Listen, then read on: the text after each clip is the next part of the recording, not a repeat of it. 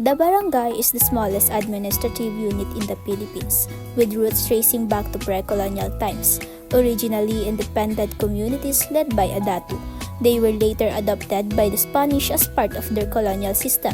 Today, the barangay remains crucial in local governance, providing essential services and leadership to communities. Every barangay holds a story, rich with tradition and history. Princess Aisal Pornobe, Ian Gabriel de Torres,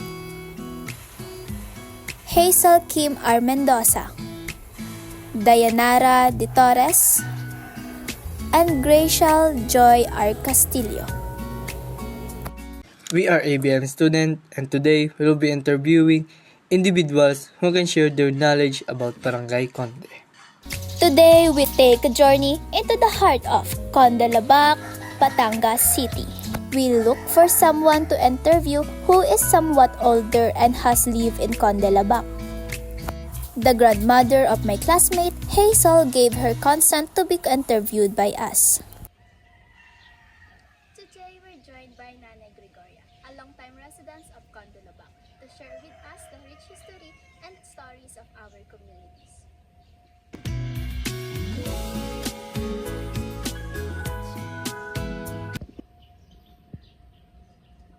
Good morning po. Ask ko lang po kung ano po yung name nyo.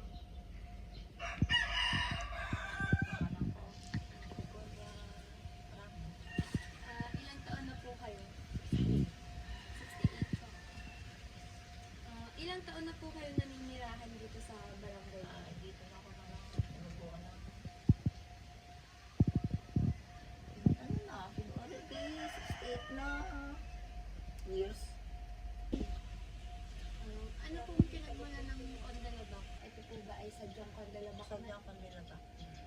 Dati po ba magkasama ang Conde Labak at Conde Itaas? Hindi. Sino po yung, kung may natatandaan kayo, sino po yung dating pangulo ng Conde Labak? Ay, di yung Fidel na sinasabi. Fidel. Fidel. Ano ba siya? Ano pong mga apelyido ng mga taong dito talaga mula sa Conde Labak? Ay, marami po kung pagmumulaan po ano yun dito. Ano po yung mga alam niyo? Dito ay mga marami dito yung mga Digma, mga Belen, mga Ramirez. Maraming salamat po sa pakikiisa niyo sa aming interview. Salamat po. We thank Nanay Gregoria for her cooperation and for the wonderful sharing she gave. Next, we walk towards Conde Labak Elementary School. This school is where we also studied before, and a lot has changed here. Despite the changes, there are still some of our former teachers who continue to teach here.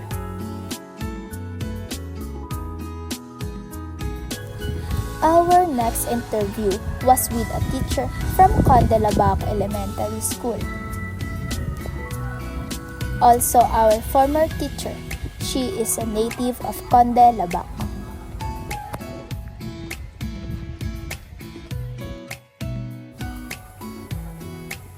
She is Ma'am Vita de Torres.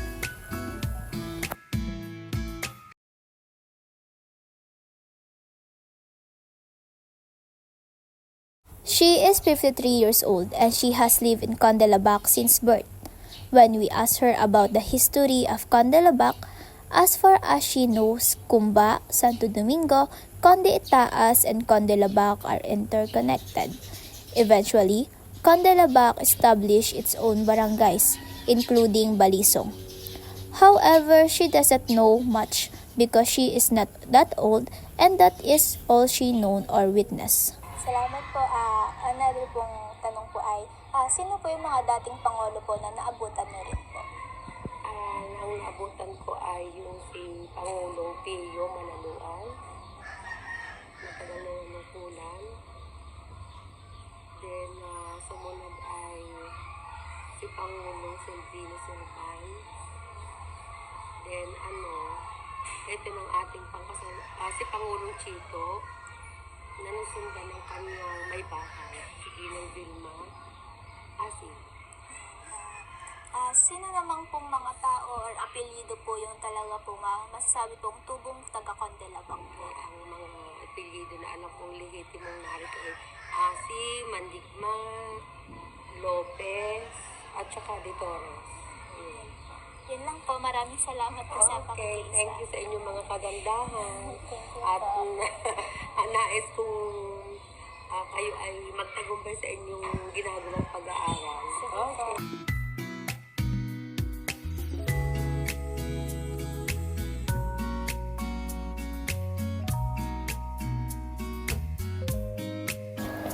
Now, we are heading west, where our temporary government house is located. As our government is currently being established, this is also the home of our Pangula, who is the spouse of our former Pangulo. Our goal is to meet with our barangay secretary because he has been in his position for a long time and holds documents related to the history of our barangay.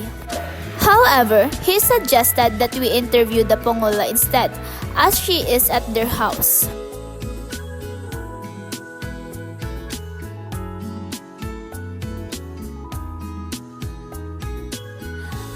Ganda tangali po.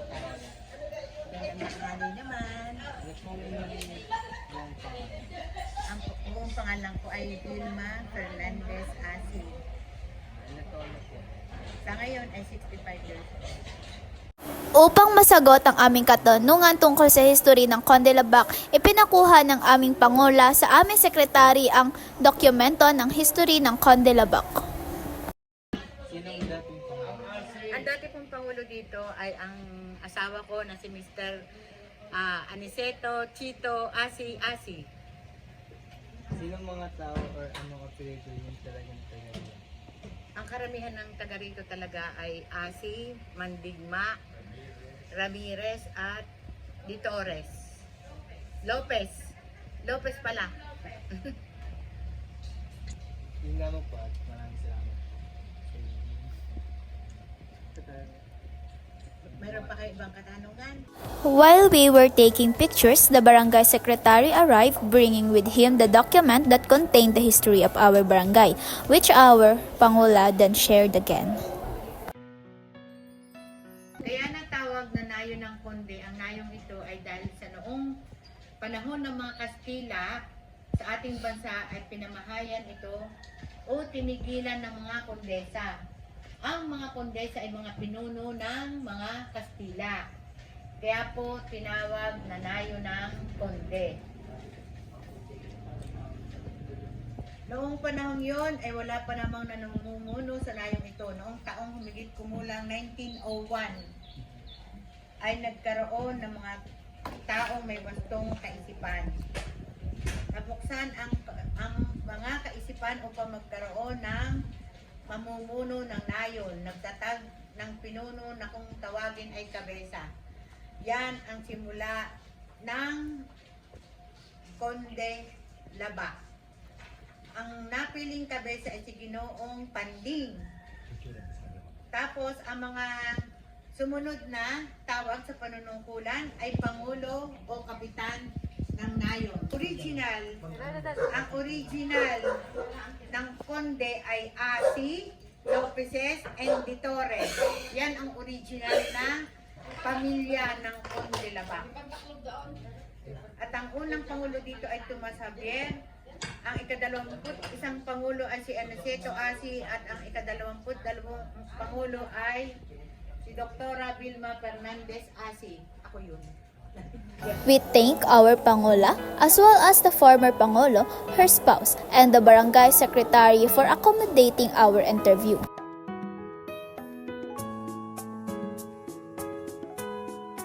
Now, let's learn about the history of Barangay Domoclay. Ako ay nanghihingi po ang pagtulad sa amin po ay mag-interview sa inyo. Ano pong inyong pangalan? Sa inyong muna po.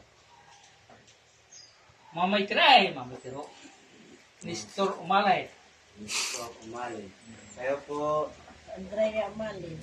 Andrea Amali. Ilan taon na po kayo dito sa Barangay Domoclay? Ako ay 64.